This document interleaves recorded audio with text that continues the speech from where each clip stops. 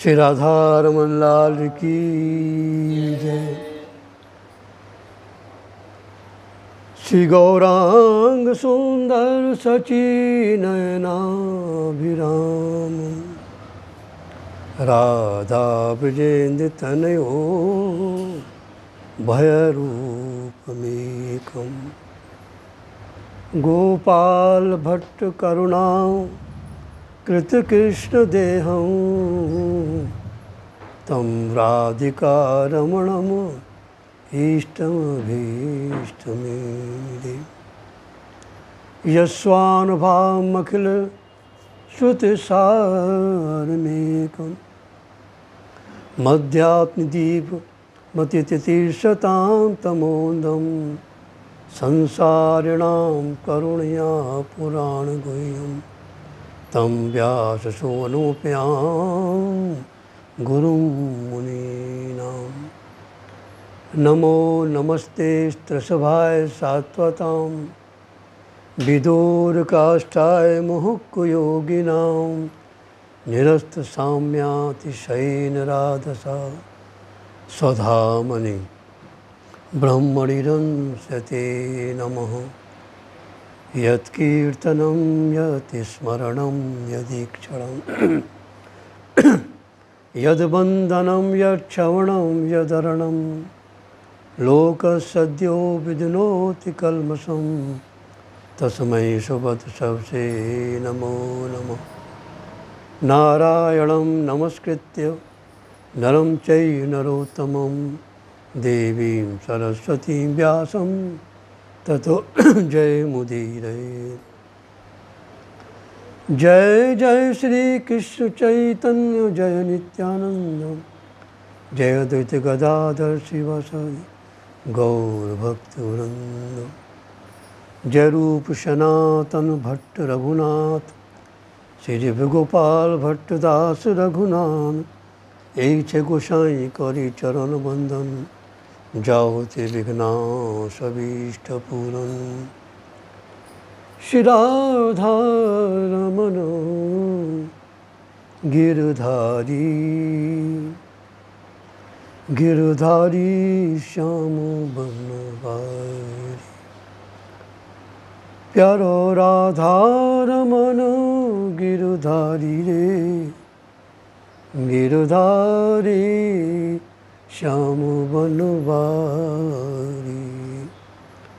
गिरधारी श्याम बनवारी। श्री राधा रमन लाल की जय। श्री भागवत महापुराण की जय। श्री वेद व्यास जी महाराज की जय। श्री सुखदेव जी महाराज की जय। श्री गुरुदेव भगवान की जय। जय जय श्री राधे निताय गौर हरि बोल।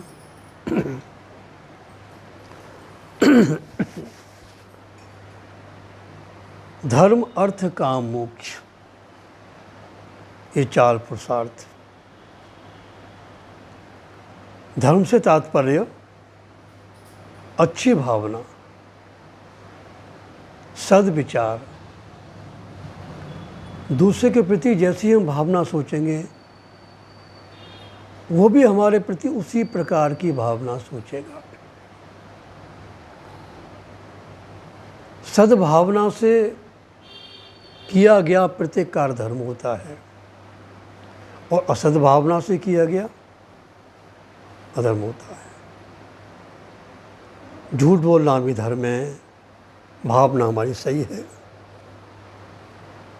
किसी की हत्या करना भी धर्म है, महाभारत का प्रमाण है। और असद्भावना से कितना बड़ा यज्ञ कर दिया, सब नष्ट भ्रष्ट हो गया। दक्ष ने कितना बड़ा यज्ञ किया प्रयागराज में, लेकिन कनखल में जो दोबारा जो यज्ञ किया उसने महादेव का बहिष्कार कर दिया। ठीक है, शिष्टाचार है, कोई आया है तो उसका सम्मान करो, स्वागत करो, अभिनंदन करो। पर महादेव बाबा तो सबका ही अभिनंदन करते हैं, सबको प्रणाम करते हैं। तभी तो कहना देवी, मैं किसी के शरीर को प्रणाम नहीं करता हूँ, शरीर में बैठी हुई आत्मा को मैं मन से प्रणाम करता हूँ। मैंने तो पहले ही प्रणाम कर दिया, लेकिन वो क्या जाने, अभिमानी है ना भाई। अभिमानी दूसरे को नगण्य समझता है। क्योंकि संसार में अगर सबसे बुरी वस्तु है तो किसी भी प्रकार का अभिमान। इसलिए अपने आप को तृणादपि सुनीचेन, दैन्यता, दीनता, दूसरों के सम्मान करो, अपने सम्मान की चिंता मत करो। महाराज पार्वती से कहते हैं, सती से कहते हैं, अरे सब संसार है, कहीं यज्ञ यागादिक चल रहे हैं और कहीं मरण शोक चलते ही रहते हैं। ये तो प्रभु नारायण का चिंतन करो, ध्यान करो।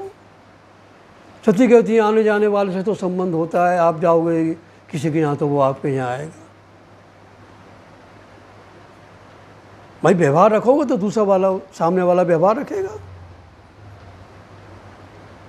तो व्यावहारिक दृष्टि से आपको जाना चाहिए। तो ये बात तो ठीक है, अगर कुछ आपस में गड़बड़ हो जाए, झगड़ा हो जाए, महादेव बाबा ने सब बताया। सती पहुंची यज्ञ में, महादेव बाबा का स्थान ही समाप्त है, रिक्त है। वहीं अपने पतिदेव महादेव का स्मरण करते करते वो महाराज योगाग्नि में भस्म हो गई, शक्तिवान में लीन हो गई। लेकिन महादेव बाबा तो शांत बैठे बैठे कैलाश पर सप्तऋषियों को प्रवचन दे रहे हैं, उपदेश कर रहे हैं। नारद जी कह जाओ महाराज उसको दंड दो। नारद में किसी के दंड नहीं देता, सबको सबका कर्म फल देता है, शांत है। लेकिन जब भगवान के भक्त को जब कष्ट होता है तब भगवान को सहन नहीं होता। जब गणों की ये हालत हो गई तो भगवान को, महादेव बाबा को क्रोध आ गया, जटा पछाड़ी, वीरभद्र उत्पन्न हो गया। जाओ दक्षम सयज्ञम जहे मद भटानाम तमग्रणी रुद्र भटांसको में। विशाल महाराज सूचंद के समान नेत्र, जाओ दक्ष का यज्ञ नष्ट करके आओ, तुम हमारे गणों में प्रधान हो। और वो चले गण वीरभद्र के साथ में। और महाराज जैसे कोई तूफान आ रहा हो, ये क्या, हम ऐसा कैसे देख रहे हैं? ये नहीं भाई, आंधी नहीं, आंधी से तो पहले वायु आती है तो वाता न बांधती। तो क्या चोट डाकू आ रहे हैं क्या? चोट डाकू नहीं है, प्राचीन बरी का बड़ा गुरु शासन है। तो क्या प्रलय होने वाली है? देखो तो महाराज ऐसी स्थिति हो गई, सबको उठा उठा कर महाराज फेंकने लगे, मारने लगे। कुंडेश मूर्तियों केचे विविधुर मेदि मेखलाहा, शंका का निवारण करने लगे। कुछ भंडार घर में घुस गए, बड़े बड़े महाराज जो खीर के मालपू के पात्र रखे, उसमें मुंह गाड़ दिया हैं। और भृगुम बमंद मणिमान वीरभद्र प्रजापतिम चंडीश पूषणम देवम भगम नंदीश्वरो गृहीत। मणिमानी भृगु जी को पकड़ लिया, दाढ़ी मुछ स्वाह कर दी, पूषा के दांत तोड़ दिए, अग्निदेवता की आंखें फोड़ दी। वीरभद्र ने दक्ष प्रजापति को पकड़ के माथा पकड़ अग्नि ने स्वाह कर दिया। महाराज सारा यज्ञ नष्ट भ्रष्ट। कुछ पत्नी जहाँ सारी स्त्रियाँ बैठी थी वहाँ घुस गए, उठा उठा कर सब फेंकने लगे। कोई कहता हम चाची हैं सती की, कोई कहता हम मौसी हैं, सब कहते जाओ सब सती के पास। यज्ञ को पूरा नष्ट भ्रष्ट करके लौट आए। अब देवता बेचारे जो सबकी जीव हालत हो गई। पहुँचे ब्रह्मा जी के पास, पिता में बड़ी मार खानी पड़ी। ब्रह्मा जी बोले हमको तो मालूम था भाई, ठीक है, कहीं माल खाने को मिलते तो कहीं मार खाने को मिलती है। हमको मालूम था कि उस यज्ञ में महादेव का बहिष्कार हुआ है, इसलिए हम नहीं गए। तो तुम क्यों गए? अपने बड़ों के साथ जाना चाहिए ना। चलो महादेव के पास। कहते महादेव के पास? जिनके गणों ने ये हालत कर दी वो न जाने क्या करेंगे। कहते नहीं, महादेव बाबा तो बड़े भोले बाबा हैं, क्षण भर में प्रसन्न हो जाते हैं। एक लोटा जल चढ़ा दो, बेल पर चढ़ा दो, प्रसन्न हो गए। वो चोर घुस गया ना, सोने का घंटा, कुछ नहीं दिखा तो महादेव पर ही खड़ा हो गया, प्रकट हो गए। बरम ब्रूही बरमा। और तो चोर कांपने लगा, महाराज मैं तो चोर हूँ, चोरी करने आया। अरे चोर तू वर मांग, आप मुझसे प्रसन्न कैसे हैं? क्योंकि मुझ पर जो एक लोटा जल और बेल पर चढ़ा देता है उस पर प्रसन्न हो जाता हूँ, और तू तो मेरा ऊपर सारे का सारा चढ़ गया। ऐसे बोले बाबा हैं। बोलो महादेव बाबा की जय। ब्रह्मा जी देवताओं के साथ कैलाश पर्वत पर पहुँचे। महादेव बाबा शांत भाव से विराजमान थे। महादेव बाबा ने उनका सम्मान किया, सबको बुलाया और कहते हैं महाराज इनको सब पहले जैसा कर दो। ये तो बेचारे देवता चले गए, इनका कोई दोष नहीं है। पूछा जी बोले हमारे दांत तोड़ दिए। महादेव बाबा बोले कि हलवा खाना सतुआ खाना। कहते हैं महाराज इससे काम तो ही चलता है, हम तो रोज़ निमंत्रणों में जाते हैं यजमानों के यहाँ, तो कैसे चलेगा? लड्डू कचौड़ी सब उसमें रहते हैं। तो कहते हैं तुम जिस यजमान के यहाँ जाओगे उसके दांत तुम्हारे मुख में आ जाएंगे, उसको खा लोगे, जब अपना भोजन कर लो चले जाएंगे। और महाराज भग देवता बोले हमारी तो आँखें नहीं फूट गई, तो हम भी रोज़ निमंत्रण में जाते हैं, तो कहें कि तुम जहाँ जाओगे जिसके पास बैठोगे उसकी आंखों से तुम्हें सब कुछ दिखने लगेगा।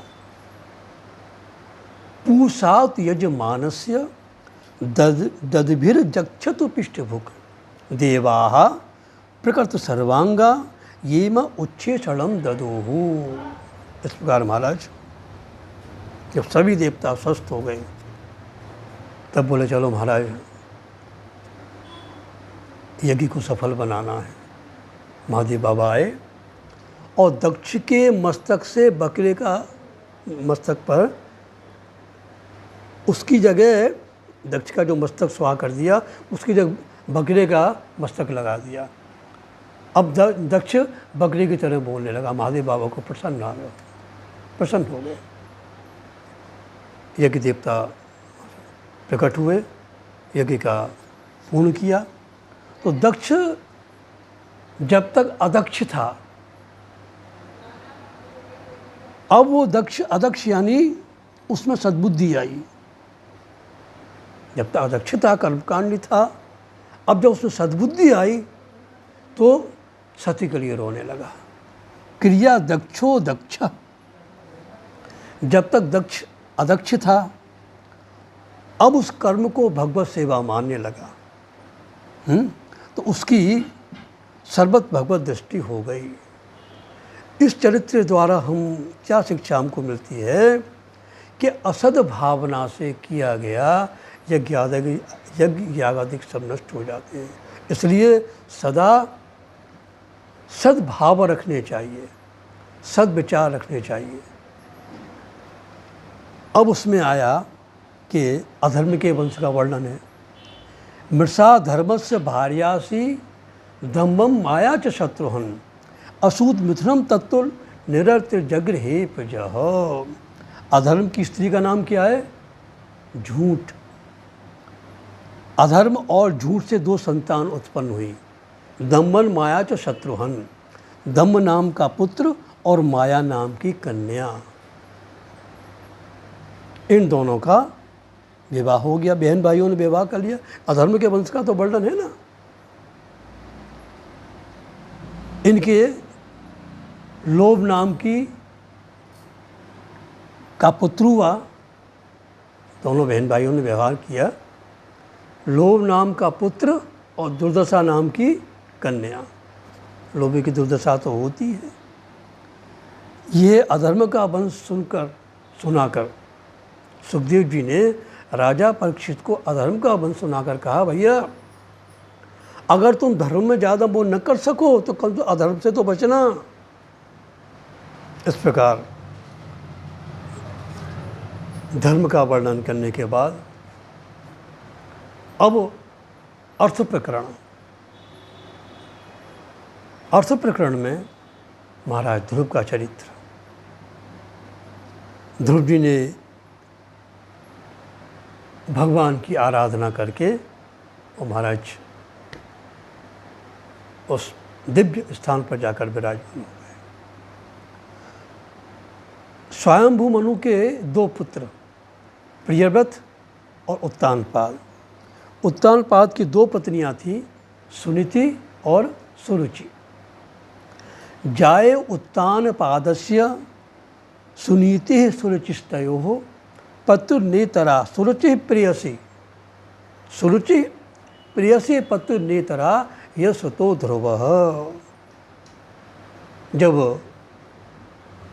उत्तानपाद की पहली पत्नी सुनीति के गर्भ से जब कोई संतान नहीं हुई तो सुनीति के कहने पर उत्तानपाद ने दूसरा विवाह कर लिया और उसका नाम था सुरुचि।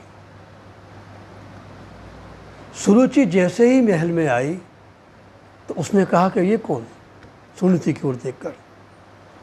तो उत्तानपाद कहते ये तुम्हारी बड़ी महारानी। कहते ना, इनको निकालो, इसको पहले महल से निकालो।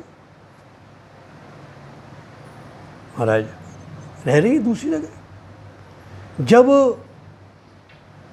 इतनी ईर्ष्या होने लगी, नहीं बाहर कर दो आज सुनीति। कुछ समय पश्चात जब सुनीति के ध्रुव जी उत्पन्न हुए और सुरुचि के उत्तम। अब तो उसने कहा इसको राज्य से बाहर निकालो, वन में भेजो। तो महाराज सुनीति अपने पुत्र को लेकर, ध्रुव को लेकर वन में चली गई। भील बालकों के साथ छोटा सा बालक ध्रुव जी खेलते थे। किसी ने कहा, बेटा क्या कहा कि तुम्हारे पिता तो उत्तानपाद महाराज हैं, तुम यहाँ वन में अकेले रहते हो। तो ध्रुव जी ने आकर कहा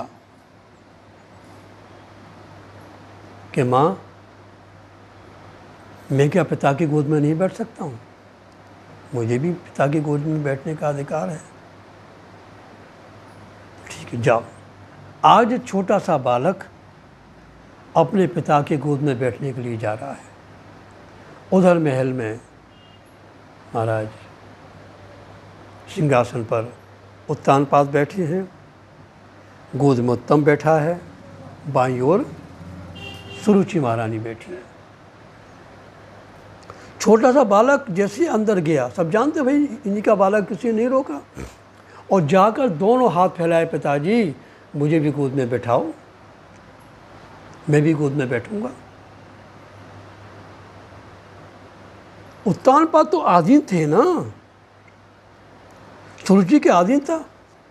जैसे उसने सुरुचि की ओर देखा तो लाल लाल आंखें निकालती हुई बोली कि 9 वत्स निपेर धिषणम भवाना रोड मरहति।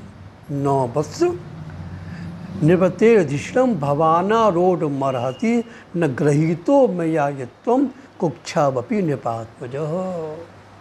अरे बालक, तू इस राज सिंहासन पर इस गोद में नहीं बैठ सकता, कारण तूने मेरी सौत के गर्भ से जन्म लिया है, इसे तुझे बैठने का अधिकार नहीं है। अगर तुझे इसमें बैठना हो, गोद में बैठना हो, तो भगवान की आराधना कर, और भगवान की आराधना करके उनसे कहना, उनसे वर मांगना कि वो तुझे मेरे गर्भ से जन्म दें, तब तू इस राजगद्दी पर बैठने का तुझे अधिकार मिलेगा, तब बैठ सकता है। तपसा राध पुरुषम तस्य भानुग्रहण में गर्भे तुम साध्यात्मानम न पीछसी नृपासनम।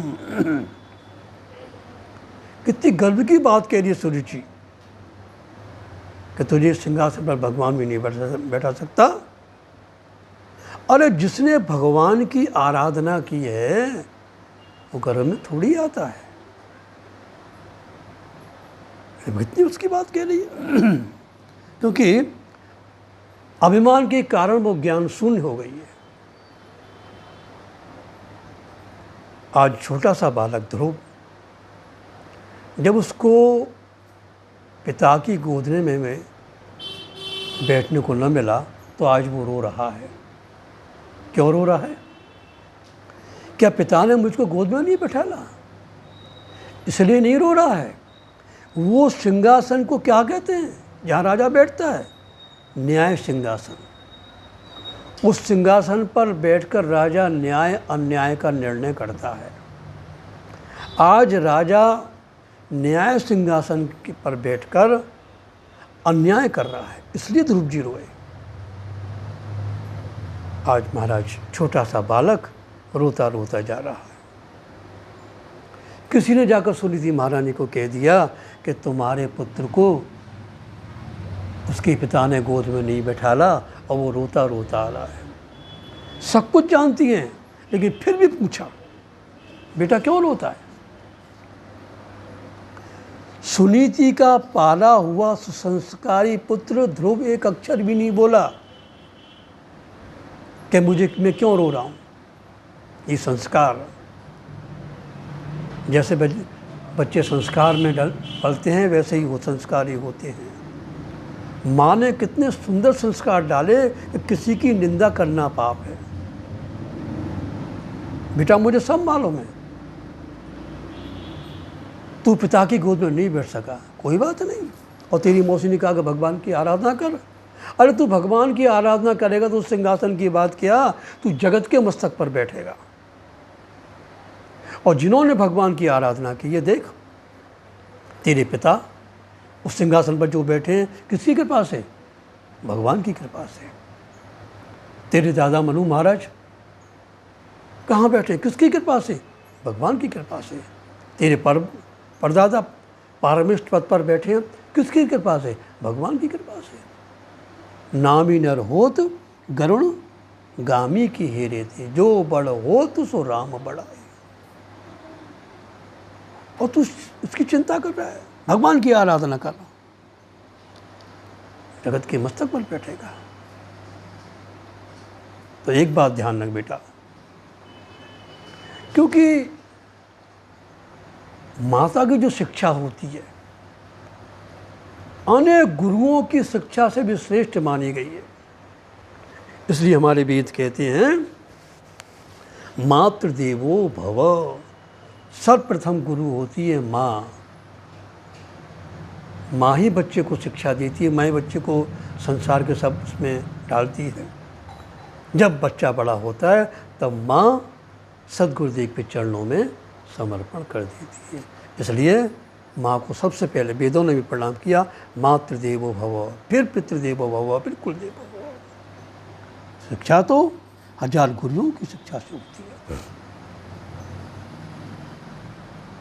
ध्रुव के अंदर कोई बैर का बीज न जम जाए, इसलिए अपमान को भी सम्मान बता रही है। तो बेटा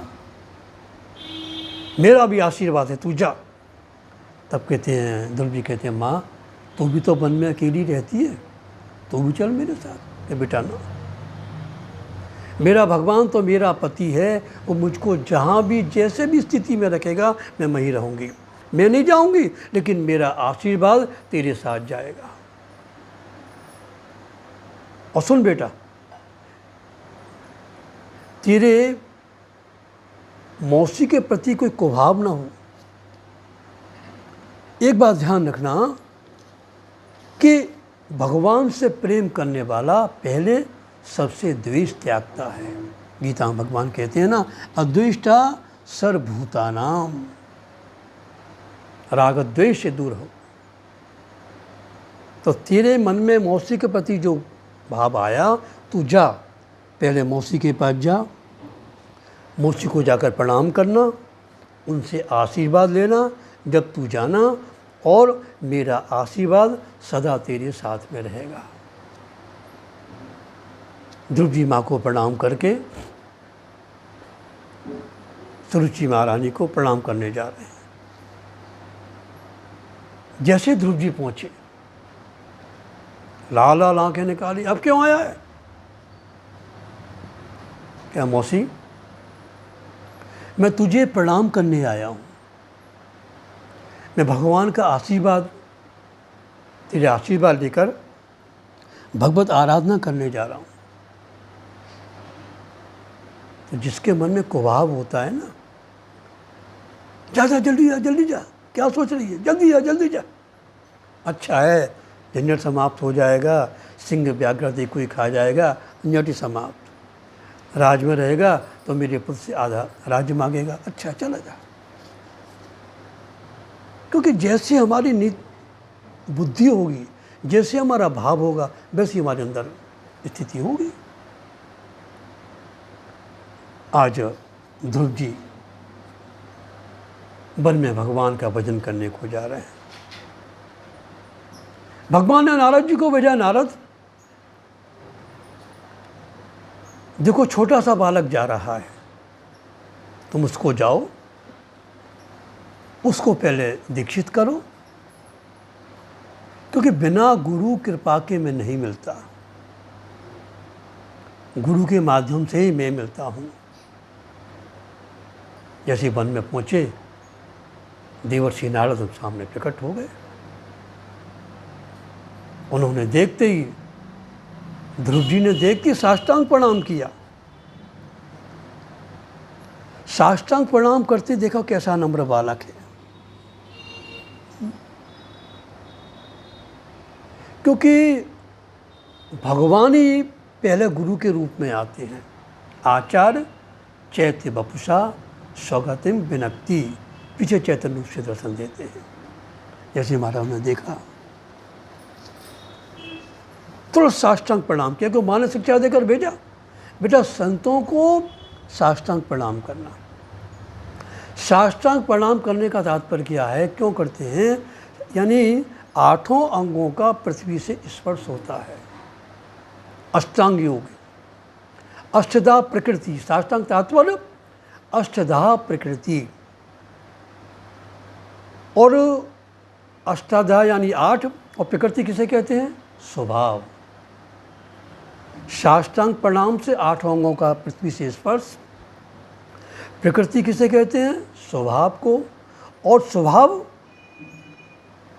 अष्टधा प्रकृति के ऊपर विजय, यानी कि बुरे स्वभाव वाला अच्छे स्वभाव का हो जाता है। इसी साष्टांग प्रणाम किया जाता है। जैसे किया, छोटे से बालक को महाराज गोद में बैठाला और बड़े प्रेम से हाथ फेरने लगे, क्योंकि संत ही सच्ची माँ होती है। गुरुदेव ऐसी कृपा करते हैं कि पुनर्जन्म नहीं होता। बेटा कहाँ भटक गए, कहाँ जा रहे हो? कहते हैं सच्चे परमात्मा की गोद में बैठने जा रहा हूँ। बेटा क्या तुमने परमात्मा को दाल भात समझ रखा है क्या? जाओ घर में जाओ, खिलौनों से खेलो, अभी तुम्हारे खेलने के दिन है। वो छोटा सा बालक, आप कौन है? आप कौन है? मैं कौन हूँ? मैं तो नारद हूँ। आप तो नारद नहीं है। मेरी माँ कहा करती थी कि एक नारद ऐसा संत है जो संसार से विमुख करके भगवान की ओर उन्मुख कर देता है। भगवान से मिलाने वाले माध्यम गुरुदेव है। आप तो नारद नहीं, चक्र आ गए नारद। क्या छोटा सा बालक ने क्या प्रश्न कर दिया। हाँ हाँ बेटा बेटा कहूँ, मेरी माँ तो कहा करती थी कि भगवान की ओर लगाने वाले हैं, भगवान की ओर उन्मुख करने वाले हैं, आप तो नहीं हैं। नहीं नहीं बेटा बेटा ऐसा है, मैं तेरी परीक्षा कर रहा था। वास्तव में तेरी माँ ने कहा सत्य तो वही है। नारद जी ने उसको मंत्र दिया, द्वादशाक्षर, ओम नमो भगवते वासुदेवाय, और एक तुलसी का वृक्ष उखाड़कर यानी तुलसी दल लगकर प्रभु के अर्पण किया। क्योंकि भाई गुरु बिना तो कोई गति नहीं है। बिन गुरु भवन दिता रहे न कोई, जो ब्रंच शंकर सम होई, गुरु समान दाता नहीं याचक शिष्य समान, गुरु बिना इस संसारे नहीं यार गति, गुरु धर्म गुरु कर्म गुरु मूल आधार, गुरु के मानुष मानते ते नर कहिए अंध, दुखी हो संसार में आगे जम का फंद। ऐसे गुरुदेव को हम साष्टांग दंडवत करें, प्रणाम करें, उनकी चरण रस से अभिषिक्त हो जाएं। संसार दावानल लीड लोक त्राणाय कारुण्य घना घनत्वम प्राप्तस्य कल्याण गुणान अवश्यो वंदे गुरो श्री चरणारविंदम। गुरु ब्रह्मा गुरुर्विष्णु गुरुर्देव महेश्वर, गुरु साक्षात परब्रह्म तस्मै श्री गुरुवे नमः। गुरु ब्रह्मा हैं, गुरु विष्णु हैं, गुरु महेश्वर हैं, साक्षात परब्रह्म।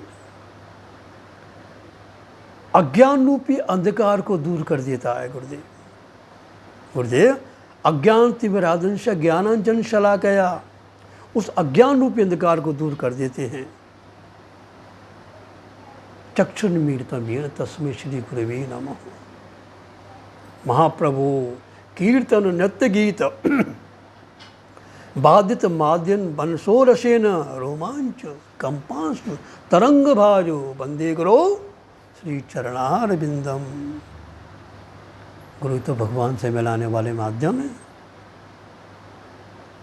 जब जिसके ऊपर गुरु कृपा हो गई, गुरु मोहे प्रसन्न वर दीजे, गुरु के बिना तो कोई गति ही नहीं है। गुरु धर्म है, गुरु कर्म है, गुरु मूलाधार हैं। तो नारद जी ने उसको मंत्र दिया, दीक्षा की, उसको दीक्षित किया, प्रभु को अर्पण कर दिया। कहा बेटा कि जनन्या वेतः सत्य है ये जो कहा, क्योंकि गुरु की परीक्षा में पास होना बिना गुरु कृपा के संभव नहीं है। खैर फिर बहुत आगे कभी इसका विस्तार से वर्णन करेंगे, प्रसंग पे आ जाएं। बेटा यही पास में मधुवन है, वहाँ जाकर तू यमुना स्नान करके पीपल के वृक्ष के नीचे बैठ जाना और इस मंत्र का तू जाप करना।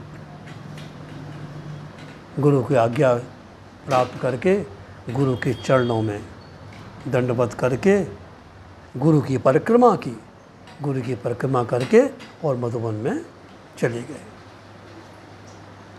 इधर नारद जी महाराज हरि गुण गान करते हुए श्रीमन नारायण नारायण नारायण, श्रीमन नारायण नारायण नारायण, लक्ष्मी नारायण नारायण नारायण, लक्ष्मी नारायण नारायण नारायण, श्रीमन नारायण नारायण नारायण, श्रीमन नारायण नारायण नारायण, लक्ष्मी नारायण नारायण नारायण।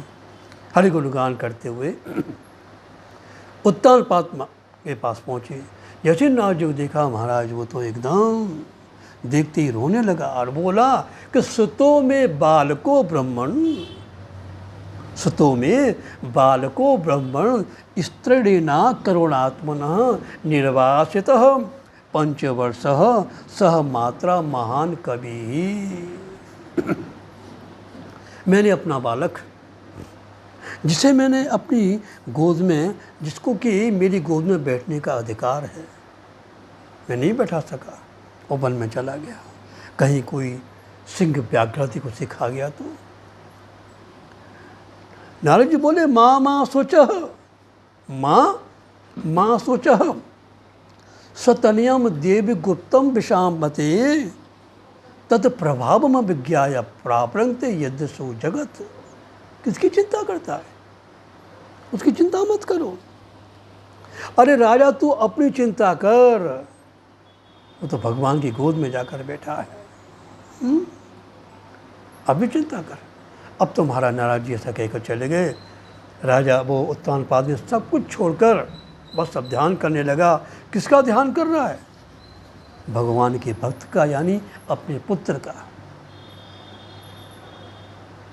भगवान के भक्त का ध्यान करने पर भगवान की भगवत प्राप्ति कितनी जल्दी होती है। इधर ध्रुव जी गुरु आज्ञा सर्वोपरि, गुरु आज्ञा को शिरोधार करके पीपल के वृक्ष के नीचे मधुवन में बैठे हुए हैं। 3 दिन हो गए बैठे बैठे ध्यान करते करते। फिर भूख प्यास लगी, उठे। कुछ पड़े हुए जो कैथ बेरादिक फल थे उनको खाकर यमुना जल पीकर 1 महीना व्यतीत किया। फिर बैठ गए। फिर दूसरे महीने छठे दिन फिर उठे। सूखे पत्ते जो थे उसे खाया, यमुना जल पिया, दूसरा महीना पूरा किया। फिर तीसरे महीने 9वें दिन केवल यमुना जल पीकर 1 महीना पूरा किया। फिर चौथे महीने 12वें दिन केवल वायु का सेवन किया, 1 महीना किया। फिर 5वें महीने सब कुछ त्याग कर प्राणायाम के द्वारा भगवत आराधना की। क्योंकि संयम धीरे धीरे बढ़ाना चाहिए। पंचदशी काल विद्यारण स्वामी भी इस बात को कहते हैं कि संयम धीरे धीरे बढ़ाना चाहिए। जब ध्रुव जी प्राणायाम के द्वारा भगवत का चिंतन करने लगे, भगवान का चिंतन करने लगे, तो भगवान भी उसी प्रकार अपने भक्त का ध्यान करने लगे। ये यथा माम प्रपद्यन्ते तांस तथै भजाम्यहम्। जो मुझको जिस प्रकार चाहता है मैं भी उसको उसी प्रकार चाहता हूँ, भगवान कहते हैं। जब सबका श्वास जब बंद हुआ, महाराज देवता घबराए, सब सर्वत्र श्वास बंद हो गया, भागे। प्रभु ये क्या, हमारा तो दम ही घुटा जा रहा है, हमारा श्वास बंद हो गया। नैवम विदामो भगवान प्राण रोधम। भगवान बोले मेरा एक छोटा सा बालक प्राणायाम करके मेरी आराधना कर रहा था, तो मैं भी उसके भक्त के ध्यान में अपना भूल गया। तो महाराज देवता बोले जाओ जल्दी जाओ, उस बालक को दो तो वो अपना वो स्वस्थ हो, पूर्व स्थिति में आ जाए। हैं? सब सोचते हैं कि उधर ब्रह्मा ने सोचा हुआ भाई बालक तो खिलौना पे में चलता है, हम अगर उसको करने क्या हम अगर गए तो मेरा कहीं हंस मांग लिया, मेरे पास तो एक ही है। नंदीश्वर बोले कहीं मेरा, वो महादेव बाबा बोले कहीं मेरा नंदीश्वर मांग लिया, तो मेरे पास तो दूसरा है नहीं। इंद्र बोला कहीं मेरा ऐरावत हाथी मांग लिया, बालक ही तो है ना, बाल हट मचल गया तो दूसरा कहाँ से लाऊंगा। भगवान कहते हैं अरे मेरा बालक कुछ नहीं, मेरा भक्त कुछ नहीं मांगता, तो मुझे मांगता है। महाराज जल्दी जाओ उसको दो, दर्शन दो। भगवान कहते हैं देवताओं से, भाई कुछ बोलना तो सीखो, कैसे बोला जाता है, हमने क्या गलत कह दिया।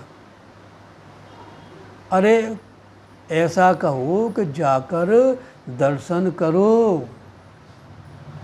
तो क्या प्रभु आप भी दर्शन करते हो क्या? कहती हाँ, मैं अपने भक्तों का दर्शन करता हूँ। आज भगवान अपने भक्त को